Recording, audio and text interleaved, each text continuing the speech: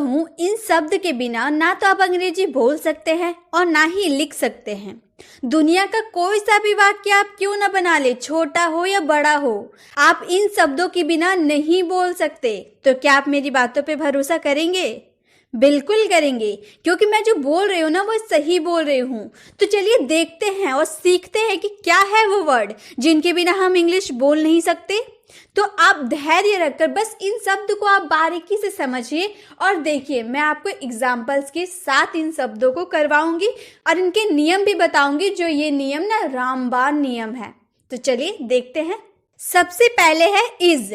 Is का मतलब क्या होता है? मैंने यहाँ पर उच्चारण लिख रखा है। अब आप बताइए, मैंने उच्चारण इसका लिख दिया तो ये सीखना आपके लिए आसान हो गया या नहीं? जरूर हो गया। और मेरा काम है कि आपको आसान भाषा में इंग्लिश सिखाऊं। तो इसका मतलब क्या होता है। वह जा रहा है, वह खा रहा है। जो हम लोग का लास्ट में जो है आ रहा ना, उसके लिए हम क्या यूज करते हैं? इज का यूज करते हैं। मैं इसका नियम भी आपको बताऊंगी, एग्जाम्पल में कैसे यूज करते हैं वो भी मैं बताऊंगी। अब बहुत सारे स्टूडेंट को ये लगता होगा कि ये तो बहुत ही आसान है, मैं आराम से कर लूंगा या कर लूंगी। लेकिन गाइस, आप अपने मन में सोचिए, क्या आप इन शब्दों के बिना दुनिया का कोई वाक्य बना सकते हैं? बिल्कुल नहीं, बिल्कुल नहीं बना सकते। तो गाइज, ये सीखना ना आपके लिए बहुत ही ज़रूरी है। तो इसे सीखिए और अपनी इंग्लिश को ना काफ़ी इम्प्रूव बनाइए। ज़रूरी नहीं है मैं इज, एम, आर सिर्फ इतना ही बताऊंगी। मैं इस वीडियो में बहुत सारे शब्द आपको बताऊंगी। तो आप धैर्य रखकर बस सीखते चलिए मेरे साथ। इसका मतलब होता है, ये तो आप लोगों ने जान लिया। इसका रूल क्या है? इसका यूज़ हम कैसे सब्जेक्ट में करते हैं? ही, शी, इट या किसी के नाम। किसी का नाम मैंने बोला तो आप समझ गए कि लड़का का भी नाम हो सकता है, लड़की का भी नाम हो सकता है। राम, सीता, गीता, मोहन सब हो सकता है। यानी कि जो हम लोग का थर्ड पर्सन सिंगुलर होता है, ही, शी, इट या फिर किसी के नाम, उसके साथ हम लगाते हैं इज। ही का मतलब होता है वह हम लोग का मेल के लिए होता है। ही का मतलब होता है वह एक डॉक्टर है। हम लोगों ने ऐसे कहा तो वह, हम लोग मेल की जब बात करेंगे, वह लिखेंगे मेल के लिए, पुरुष के लिए, तब हम ही लगाएंगे। और वह का मतलब भी सी होता है, लेकिन ये फीमेल के लिए लगाएंगे। वह एक टीचर है। अगर हम लड़की की बात करें, स्त्री की बात करें, महिला की, तो हम क्या लगाएंगे? सी लगाएंगे। क्या? SHE, she. ठीक है, इसका मतलब भी वह होता है, लेकिन ये फीमेल के लिए यूज होता है। इट का मतलब भी यह होता है। और नाम तो आप जानते हैं, नेम का मतलब नाम, किसी का भी नाम हो सकता है। जैसे अब मैं आपको एग्जांपल देके समझा देती हूँ। वह एक डॉक्टर है, तो ये हमारा क्या हो गया? है के लिए हम क्या यूज करेंगे? इज यूज करेंगे। मैंने यहाँ पर हिंदी वाले सेंटेंस को इंग्लिश में लिख रखा है, ताकि जो स्टूडेंट हिंदी नहीं जानते हैं वो इंग्लिश को पढ़ के समझ सकते हैं। तो वह एक डॉक्टर है, ही इज अ डॉक्टर। अगर आप मेल की बात कर रहे हैं, अगर किसी पुरुष की बात करें कि वह एक डॉक्टर है, तो हम बोलेंगे ही इज अ डॉक्टर। अगर आप किसी महिला, फीमेल की बात करें, तो आप बोलिएगा she is a doctor. He is a doctor. अगर फीमेल की बात करें तो she is a doctor. Clear? इसका यूज हम सेंटेंस में यही करते हैं। सब्जेक्ट के जस्ट बाद हमारा इज रहेगा। हो गया, इसका बस यही काम था। आई होप आपको अच्छा लग रहा होगा। अभी और हम अच्छे अच्छे शब्दों को कवर करने वाले हैं। अब हमारा है एम। एम का मतलब होता है हूँ। यहाँ मैंने उच्चारण लिख रखा है। एम का मतलब होता है हूँ। इसका रूल जो है ना बहुत ही आसान है, स्टूडेंट के माइंड में तुरंत फिट हो जाता है, क्योंकि जो एम है वो सिर्फ और सिर्फ आई के साथ ही यूज होता है। एम किसके साथ यूज होगा? सिर्फ आई के साथ। उसका मतलब होता है मैं एक डॉक्टर हूँ, मैं एक शिक्षक हूँ, मैं एक मैकेनिक हूँ। तो मैं जो आप बोल रहे हैं ना, मैं के लिए आपको क्या यूज करना है? आई। और आई के साथ हमेशा एम का यूज होता है। मैं एक टीचर हूँ, यहाँ मैंने इंग्लिश लिख रखा है, मैं एक टीचर हूँ, I am a teacher. I am a teacher, I के जस्ट बाद एम का आपको यूज करना होता है।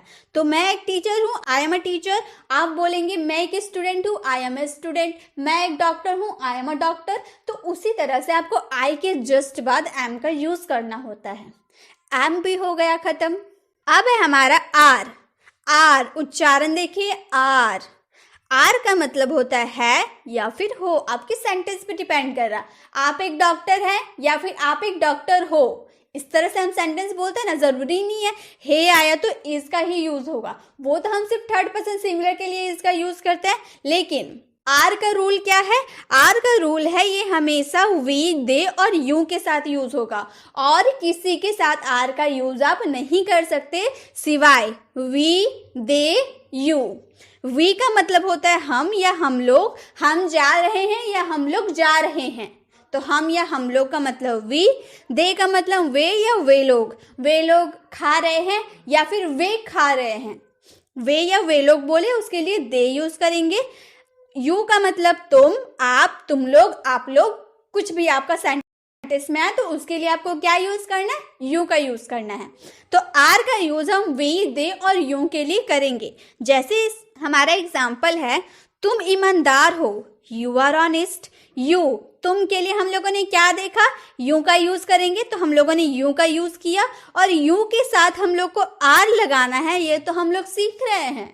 तो यू के बाद हम लोगों ने आर लगाते हैं, उसके बाद ईमानदार के लिए ऑनेस्ट। यू आर ऑनेस्ट, तुम ईमानदार हो। इस वाले वीडियो में आपके शब्द तो आप सीख रहे हैं, हेल्पिंग वर्ब वाले जो शब्द हैं वो तो आप सीख रहे हैं, साथ में आप सेंटेंस को भी बनाना सीख रहे हैं।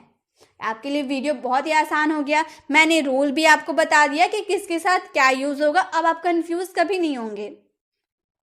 तो ये आर भी हो गया हम लोग का खत्म। तो हम लोगों ने क्या क्या सीखा? इज, एम, आर, ये तीन हम लोगों ने सीख लिया। अब आगे सीखते हैं। अब हमारा वॉज का मतलब होता है था, थी। जो इज, एम, आर हम लोग यूज किए ना, वो प्रेजेंट में आप इस्तेमाल करेंगे। वह खा रहा है, वह सो रहा है, वह जा रहा है, वह आ रहा है, तो है, हो, हूं रहेगा ना आपके सेंटेंस में, मतलब आप प्रेजेंट की बात कर रहे हैं। लेकिन अगर आपके सेंटेंस के लास्ट में था, थे, थी आ गया तो आप समझ जाइएगा ये पास्ट का सेंटेंस है। तो पास्ट में था, थे, थी आता है, उसके साथ आपको वॉज का यूज करना है। किसके साथ वॉज का यूज करते हैं? रूल भी देख लेते हैं। तो रूल हमारा है आई, ही, शी, इट और नेम के साथ हम लोग को वॉज का यूज करना है। किसके साथ? हमारा आई और थर्ड पर्सन जो सिंगुलर होता है, आई, ही, शी, इट या फिर किसी के नाम के साथ हम वॉज का यूज करेंगे। आई का मतलब होता है मैं, आई। इट का मतलब होता है यह। नेम का मतलब नाम।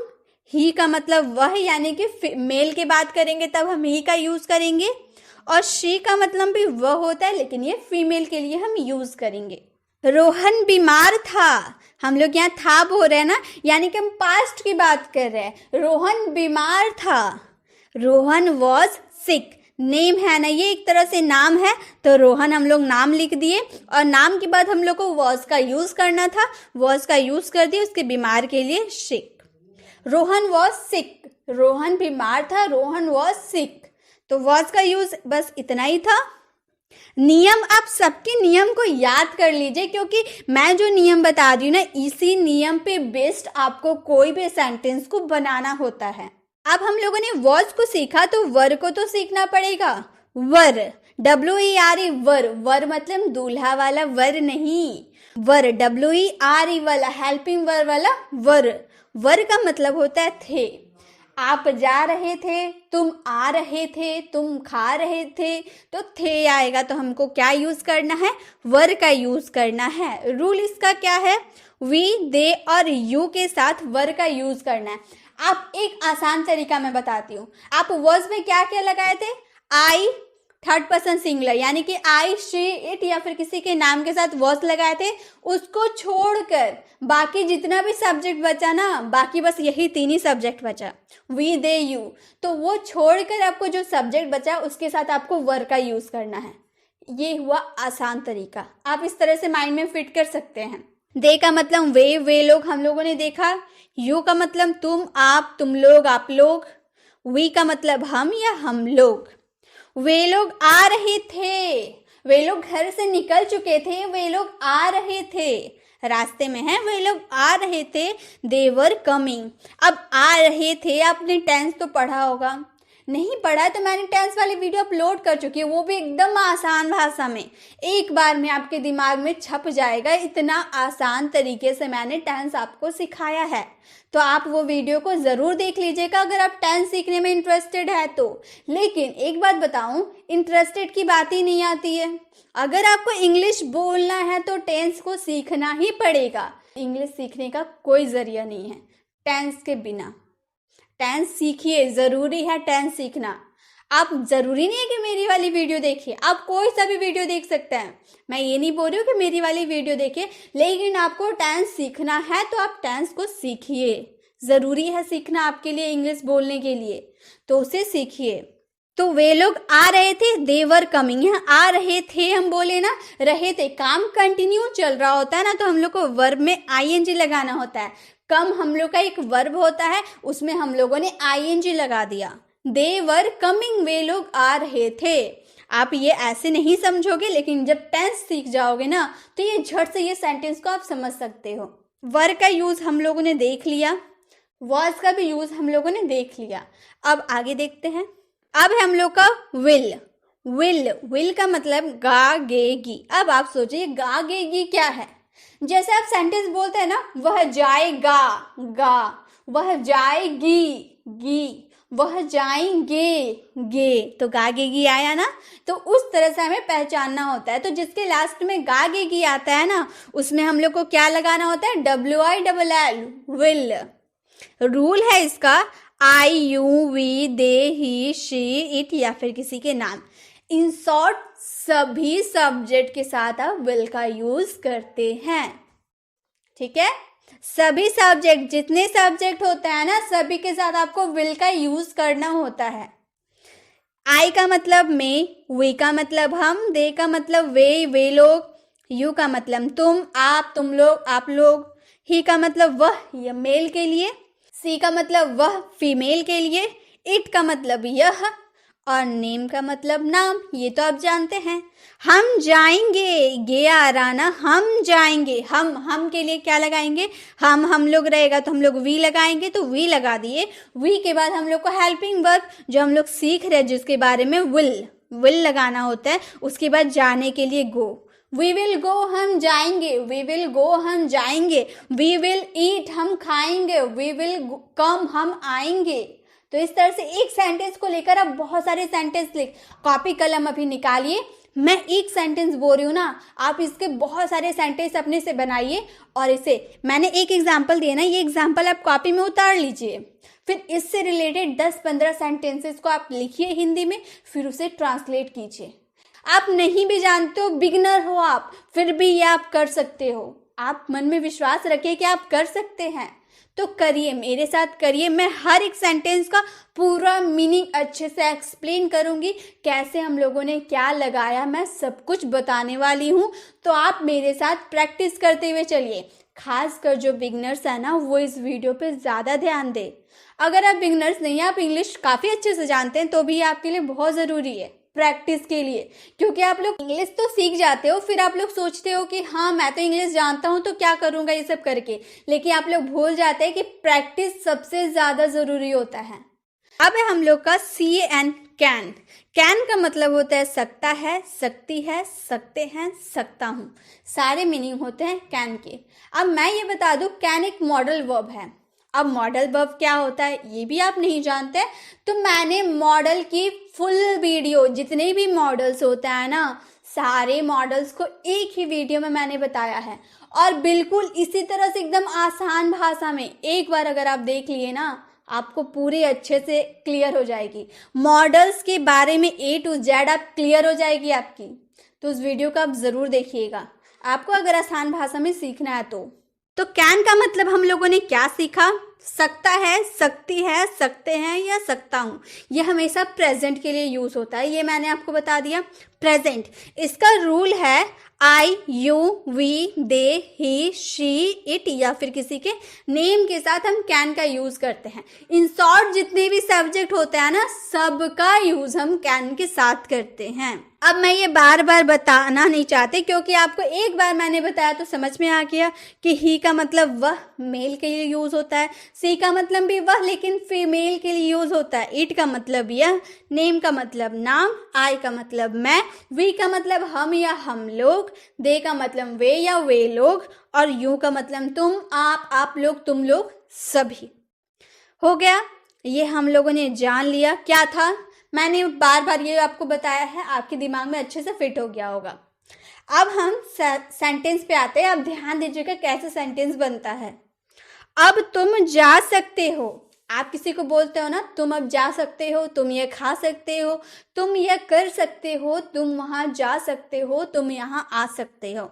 ऐसे सेंटेंस आप बोलते हैं ना, सकते हो, सकते हैं, ऐसे सेंटेंस आ रहा ना लास्ट में, मतलब आपको उसमें कैन का यूज करना है। क्या चीज का यूज करना है? कैन का यूज करना है। तो सबसे पहले आप सब्जेक्ट लगा दीजिएगा। अब जरूरी नहीं है ये अब मैंने पहले लिखा तो ये सब्जेक्ट है, ये सब्जेक्ट नहीं होता है। तुम हमारा सब्जेक्ट है, तो तुम के लिए हम क्या देखे हम लोग है, तुम के लिए हम लोग यू का यूज करते हैं, तो यू का यूज कर दिए। और सब्जेक्ट के जस्ट बाद हम लोग को हेल्पिंग वर्ब, ये जो कैन है ना, ये मॉडल हेल्पिंग वर्ब है, ये हेल्पिंग वर्ब के रूप में काम करता है। तो यू के बाद हम लोगों ने अपनी हेल्पिंग वर्ब लगाई, model helping verb, you can, जाने के लिए गो, और ये जो अब हम लोगों ने स्टार्टिंग में लगाया ना, now, you can go now, तुम अब जा सकते हो। अब अपनी कॉपी में सेंटेंस लिखिए, तुम यह खा सकते हो, तुम यह कर सकते हो, तुम वहां आ सकते हो, तुम मुझसे बात कर सकते हो। ऐसे और भी अपने से सेंटेंस बनाइए और इसे इंग्लिश में ट्रांसलेट कीजिए। नेक्स्ट है हमारा कुड। कुड, COULD, कुल्ड नहीं, कुड। कुड, एल हम लोग का ये साइलेंट हो जाता है, तो कुड, कुड का मतलब सका, सकी, सके, पाया, पाई या पाए। जैसे वह कर सका या कर पाया, मतलब आप यह काम कर सके या आप ये काम कर पाए। तो सके या पाए आपके सेंटेंस में रहा तो आपको क्या यूज करना है? कुड का यूज करना है। रूल है, सभी सब्जेक्ट के साथ कुड का यूज कर सकते हैं। I, you, we, they, he, she, it या फिर किसी के नाम के साथ हम सभी सब्जेक्ट के साथ कुड का यूज कर सकते हैं। ये तो मैंने बहुत बार आपको बताया, आपको अब बताने की जरूरत नहीं है, आपको समझ में आ गया होगा। सेंटेंस है हमारा, मैं वहां नहीं जा पाया। आप किसी से पूछते हैं कि भाई तुम वहां गए थे, तो वो बोला मैं वहां नहीं जा पाया, या फिर मैं वहां नहीं जा सका। दोनों टाइप में आप सेंटेंस बोलते हैं ना, तो दोनों को एक ही तरीके से बनाते हैं। You could not, I could not go there. अब आई, मैं के लिए आई, ये तो आप जानते हैं कि आई हम लोग मैं के लिए यूज करते हैं, तो आई हम लोगों ने यूज किया। उसके बाद सका और पाया हम बोल रहे हैं ना, तो हमारा हेल्पिंग वर्ब क्या लगेगा? कुड। कुड लगाया, और यहाँ हम लोगों ने नेगेटिव बात की थी, नहीं की बात की थी ना, तो यहाँ नॉट लगाएंगे। कुड के जस्ट बाद नॉट का, उसके बाद जाने के लिए गो और वहां के लिए there. I could not go there, मैं वहां नहीं जा पाया। अब आप सेंटेंस लिखते जाओ, मैं वह नहीं कर पाया, मैं यहाँ नहीं आ सका, मैं स्कूल नहीं जा पाया, मैंने यह काम नहीं कर पाया। इस सब का ट्रांसलेट कीजिए अपने कॉपी में और अपनी इंग्लिश को ना फटाफट सुधारिए। जो आप नहीं जानते हैं उसे आप तुरंत सीख डालिए। आप पहले क्वेश्चन लिख लीजिए, फिर वीडियो आप पूरा देख लीजिएगा, उस आराम से इसका ट्रांसलेट कीजिएगा, और आपको जो क्वेश्चन नहीं समझ में आएगा आप मुझसे कमेंट बॉक्स में पूछ सकते हैं। अब है हमारा हैव।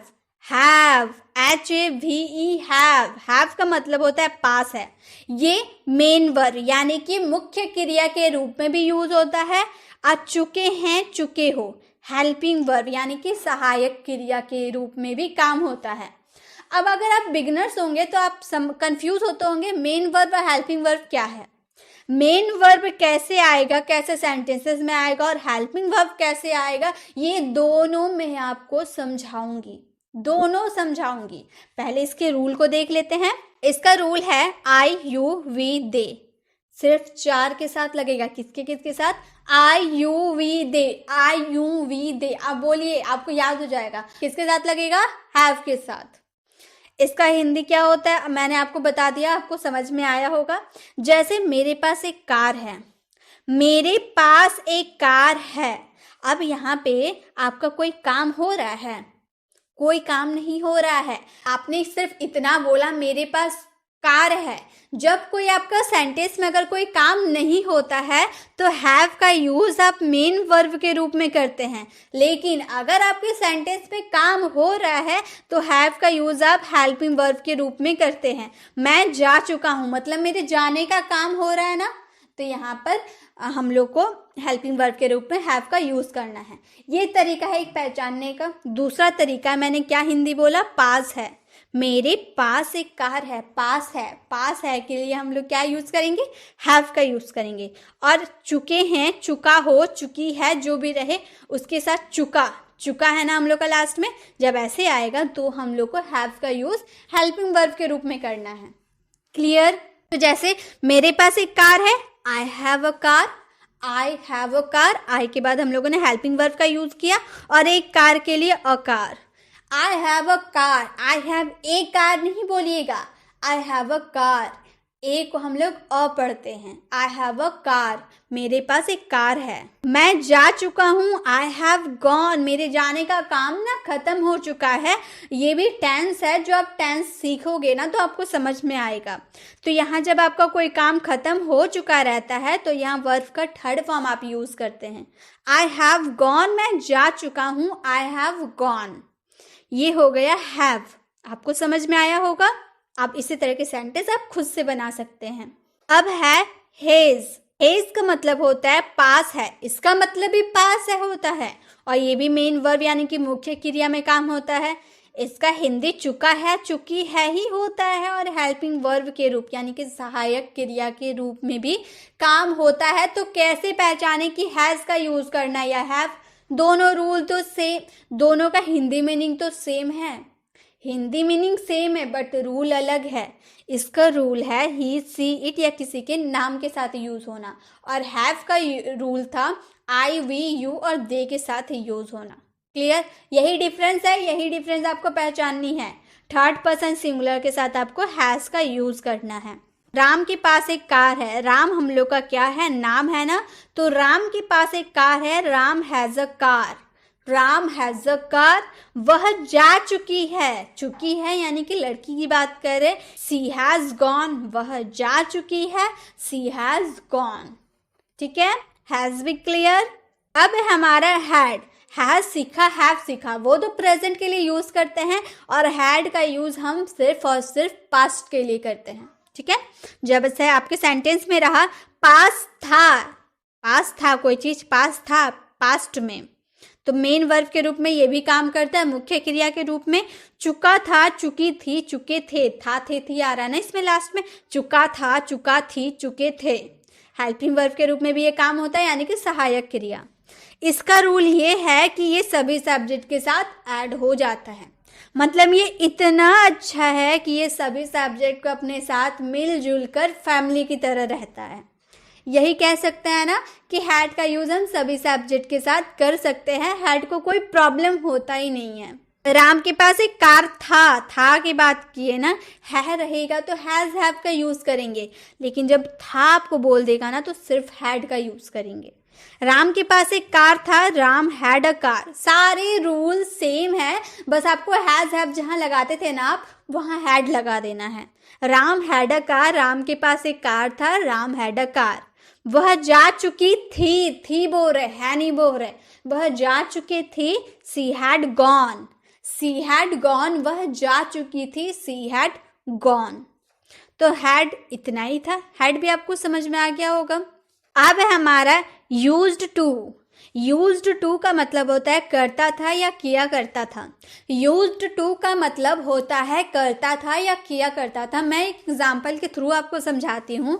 मान लीजिए कोई व्यक्ति ऐसा है जो पास्ट में वो काम हैबिट के तौर पे करता था ना, मैं बचपन में क्रिकेट खेला करता था, मैं बचपन में स्कूल जाया करता था, मतलब पास्ट में वो काम किया करता था, तो वहां पे हम यूज्ड टू का यूज करेंगे।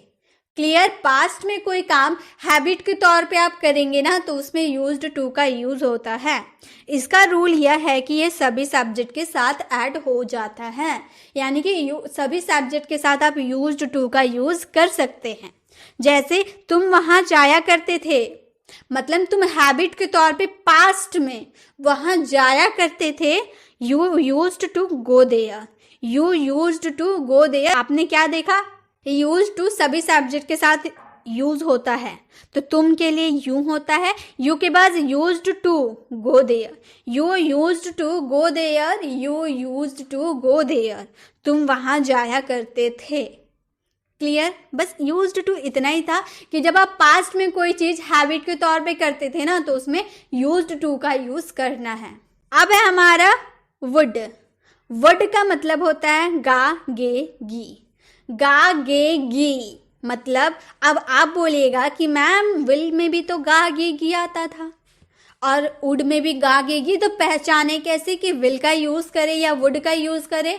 तो गाइस ये भी सिंपल है, मैंने मॉडल्स में आपको बहुत बार बताया है। आपने मॉडल्स नहीं देखा है तो प्लीज देखिए, अगर नहीं अभी आपको समझना है ना, मैं थोड़ी सी समझा देती हूँ यहाँ पर भी। जब आप कोई काम फ्यूचर इन पास्ट, मतलब फ्यूचर की बात आप पास्ट में करें, एग्जाम्पल के थ्रू मैं आपको बताऊंगी। रूल यह है कि ये सभी के साथ वर्ड का यूज आप कर सकते हैं, सभी सब्जेक्ट के साथ। जैसे उसने कहा कि वह आएगा। अब मैं एक एग्जाम्पल देती हूँ। मान लीजिए आप और आपका फ्रेंड फोन में बात किया था कि तुम स्कूल जाना, मैं भी जाऊंगा। दोनों आपस में डिसाइड कर लिए थे आप लोग कि हम दोनों स्कूल जाएंगे, लेकिन आप स्कूल पहुंच गए लेकिन आपका फ्रेंड स्कूल नहीं पहुंचा। तो इस स्कूल में जो आपका क्लासमेट है वो आपसे पूछा कि तुम्हारा फ्रेंड अभी तक आया नहीं, तो उस समय आप बोल रहे हैं ना कि उसने कहा था वह आएगा। मतलब पास्ट में उसने कहा था ना कि वह स्कूल आएगा, फ्यूचर में वह स्कूल आएगा। तो इस वाले सेंस में आपको वर्ड का यूज करना होता है। आपको समझ में आया? मैं फिर से एक बार बता देती हूँ। जब आप पास्ट में कोई बात बोले फ्यूचर के लिए, तो उसमें वर्ड का यूज करेंगे। उसने कहा कि वह आएगा, ही सेड, उसने कहा कि दैट ही वुड कम, उसने कहा कि वह आएगा, he said that he would come. तो वर्ड की पहचान ऐसे ही आपको करनी है। जरूरी नहीं है गा गे गी आएगा तो उसमें तो विल का भी यूज होता है, तो इस वाले देखकर आपको नहीं समझना है। आपको सेंटेंस को देख के समझना है कि आप सेंटेंस कैसे बोल रहे हैं। फ्यूचर इन पास्ट की बोल रहे हैं या फिर सिंपल वह जाएगा वह आएगा ऐसे बोल रहे हैं, तो उस तरह से आपको समझ के करना है। नेक्स्ट है हमारा शुड। शुड का मतलब होता है चाहिए। शुड का मतलब ये भी एक मॉडल वर्ब है जो मैंने मॉडल्स में बताया है। शुड का यूज हम तब करते हैं जब किसी का एडवाइस देनी या लेनी होती है। तुम्हें वो काम करना चाहिए, क्या मुझे वो काम करना चाहिए?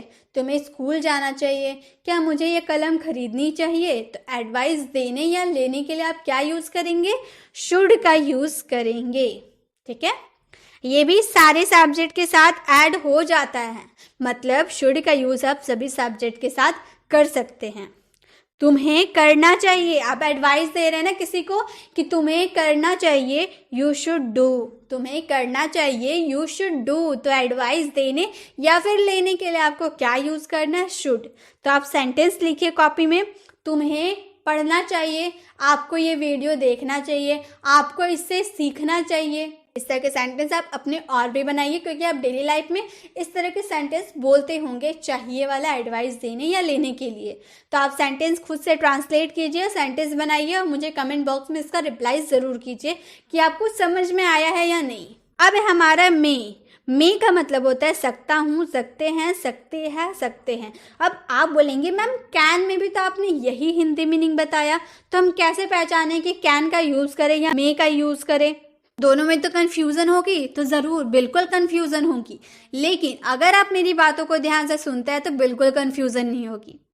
क्या? इसका रूल पहले देख लेते हैं। ये सभी सब्जेक्ट के साथ लगता है, सभी subject, I, you, we, they, he, she, it या किसी के नाम के साथ भी मे का यूज़ आप कर सकते हैं। जैसे मैंने कहा तुम अब जा सकते हो। अगर आप 100% पॉसिबिलिटी में बोले ना कि तुम अब जा सकते हो, तुम्हारा काम खत्म हो चुका है, तुम अब जा सकते हो, तो आप बोलिएगा यू कैन गो नाउ। अगर 100% पॉसिबिलिटी बोले, क्या संभावना कि वह जा ही सकता है, संभावना ज़्यादा होना, तो कैन का यूज़ कीजिएगा। मे का यूज़ हम ना 50% की पॉसिबिलिटी, संभावना की बात करते हैं। मतलब बॉस ने नहीं बोला कि तुम अब जा सकते हो, अब आपने काम किया। आपके साथ जो आपका फ्रेंड था उसने बोला कि तुम्हारा तो काम खत्म हो गया है, तुम अब जा सकते हो। अब आप कंफर्म नहीं है कि बॉस आपको जाने देंगे या नहीं, आपका बस दोस्त बोला कि अब तुम अब जा सकते हो। तो जब पॉसिबिलिटी कम रहेगी ना, 50% की रहेगी, तो आप मे का यूज़ कीजिएगा। यू मे गो नाउ, तुम अब जा सकते हो, यू मे गो नाउ। तो आपको सेंटेंस को देख के समझना है कि कैन का यूज़ करें या मे का यूज़ करें, किस पॉसिबिलिटी की आप बात करें उसके हिसाब से। अब हमारा माइट, मे के बाद आया माइट। शायद सकती है, शायद सकता है या शायद सकते हैं, मे के जैसा ही है, लेकिन इसमें मे से भी कम पॉसिबिलिटी होती है। शायद, शायद तुम यह कर सकते हो, या फिर नहीं भी कर सकता है ना कोई काम, तो शायद तुम वहाँ जा सकते हो, शायद तुम्हें यह करना पड़ सकता है। तो शायद का मतलब माइट। ये भी सभी सब्जेक्ट के साथ लग सकता है। लग सकता है क्या, लगेगा ही। जितने भी सब्जेक्ट होते हैं ना, सभी के साथ आप माइट का यूज करते ही हैं और करना ही पड़ेगा। शायद तुम यह कर सकते हो, एबिलिटी, उसकी जो करने की योग्यता है ना, आपको नहीं पता है कि वह यह काम कर सकता है या नहीं। तो जब आपकी पॉसिबिलिटी शायद में करके बोले ना कि शायद तुम ये कर सकते हो, तो बोलिएगा you might do this, you might do this. तो शायद तुम ये कर सकते हो। तो आपकी शायद जो बोल दिया ना, तो पॉसिबिलिटी बहुत कम हो गई ना। अब आपको नहीं पता वो कर ही सकता है या फिर नहीं कर सकता है, तो ऐसे सिचुएशन में आपको माइट का यूज करना होता है। अब है हमारा मस्ट। मस्ट मैंने कहा तो आपको जरूर समझ में आ रहा होगा। मस्ट यानी कि तो जरूर, या फिर अवश्य। तुम्हें अवश्य यह करना चाहिए या फिर तुम्हें जरूर ये करना चाहिए। सिर्फ चाहिए हम बोलते हैं तो शुड का यूज करते हैं, लेकिन जरूर चाहिए जब बोल देता है ना, अवश्य चाहिए जब बोल देते हैं, तो उसमें मस्ट का ही यूज करना होता है। इसको भी आप सभी सब्जेक्ट के साथ लगा सकते हैं। अगर आपको बोलना हो तुम्हें अवश्य यह करना चाहिए, तुम ये करने से ना तुम्हारा ही अच्छा है, तो ये तुम्हें जरूर करना चाहिए, यू मस्ट डू इट। जब एकदम जरूर आपके सेंटेंस में आ जाए ना, जरूर या अवश्य, तो आपको समझ ही जाना है कि उसमें मस्ट का यूज होगा। यू मस्ट डू इट, तुम्हें जरूर ये करना चाहिए। डिड, डिड का मतलब होता है क्या था, क्या थे, क्या थी, या फिर क्या, या क्या ये, क्या ये। अब ऐसे समझ में नहीं आ रहा ना, वह क्या करता था, वह क्या करती थी, वह कहाँ गए, वह कहाँ गया, ऐसे बोलते हैं ना, तो उसमें था, थे, या ये आ रहा है ना, तो वैसे सेंटेंस में आपको डिड का यूज करना है। ये आप सभी सब्जेक्ट के साथ यूज कर सकते हैं। डिड का आपको याद रखना है, DID, डिड, डिड का यूज आप सभी सब्जेक्ट के साथ कर सकते हैं। जैसे आपको बोलना हो क्या वह तुमसे बात करता था, और क्या हम लोगों ने बोला, क्या वह तुमसे बात करता था, did he talk to you, did he talk to you, क्या वह तुमसे बात करता था, did he talk to you. अब है डू। डू का मतलब क्या ता हूं, क्या ते हो, क्या ते हैं।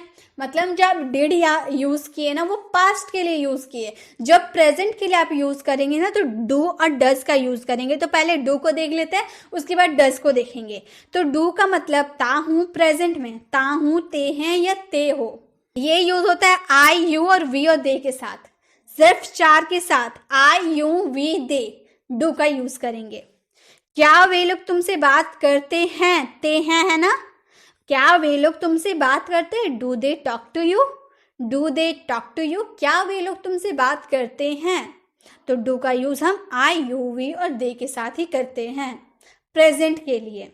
अब है डज, जो मैंने बोला ये भी प्रेजेंट के लिए यूज होता है। क्या ता है, क्या ती ही, यही के लिए, लेकिन इसका रूल अलग है। ये ही, सी, इट और नेम के साथ यूज होता है। तो आप एक याद कर लीजिए, डू का यूज आई, वी, यू और दे के साथ होता है। उसको छोड़कर जितने भी सब्जेक्ट बचे उसके साथ डज का यूज करते हैं। क्या वह तुमसे बात करती है, लड़की की बात कर रहे हैं ना, क्या वह तुमसे बात करती है, does she talk to you. लड़की की बात करेंगे, फीमेल की, तो सी का यूज करेंगे ना। तो डज का पहले यूज करना होता है, क्योंकि हम क्या की बात करें, क्वेश्चन पूछ रहा है, इंट्रोगेटिव सेंटेंस है। तो does she talk to you, does she talk to you. अब देखिए WH word, what, when, where, why, who, whom, whose, how, which. इन सब के बारे में क्या मैं बताऊं, इन सब की अलग से मैंने वीडियो बना रखी है उच्चारण के साथ और हिंदी मीनिंग एग्जाम्पल सभी के साथ। इनकी वीडियो मैंने बना रखी है, आप ज़रूर देखिए WH फैमिली वर्ड्स, क्योंकि अगर आप इन वर्ड्स के बारे में नहीं जानते हैं तो आप कभी क्वेश्चन कर ही नहीं सकते। तो आप ज़रूर मेरी वीडियो देखिए, उससे आपको बहुत ज़्यादा फ़ायदा मिलेगा, उससे आपकी इंग्लिश बहुत ही इम्प्रूव हो सकती है। तो वीडियो ज़रूर देखिएगा। अब देखिए, इस वीडियो में हम लोगों ने इज़, एम, आर, वॉज, वर के बारे में सीखा। Did, had, will, can, could, may, might, must के बारे में सीखा, जो सभी सब्जेक्ट के साथ यूज होता है। हैज, हैव, डू, डज के बारे में सीखा। आप यहाँ पर इसका स्क्रीनशॉट ले सकते हैं, किसके साथ क्या यूज होता है मैंने अच्छे से लिखा है।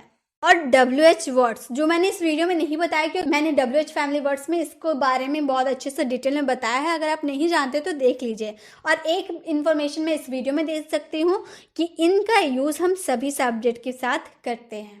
इसी के साथ हम लोगों ने बहुत सारे शब्द सीखे जो इंग्लिश बोलने और लिखने में हमारी बहुत ही ज़्यादा मदद करते हैं। इन शब्दों के बिना ना ही हम अंग्रेजी बोल सकते हैं और ना ही लिख सकते हैं। अब आप मुझे कमेंट बॉक्स में इसका रिप्लाई करें, क्या ये एक रामबाण नियम था? अगर था तो ज़रूर कमेंट करें कि हाँ मैम, ये रामबाण नियम है हमारे लिए। अगर आपको वीडियो अच्छी लगी तो वीडियो को लाइक ज़रूर करें।